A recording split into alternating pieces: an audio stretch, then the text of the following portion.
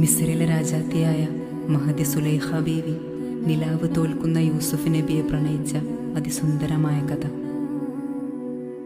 ഇശലിൻ്റെ രാപ്പകൽ നൃത്തമാടി മയിൽ പോലെ ഹൃത്തില്ല നൂരാഗ രാഗം പാടി കുയിൽ പോലെ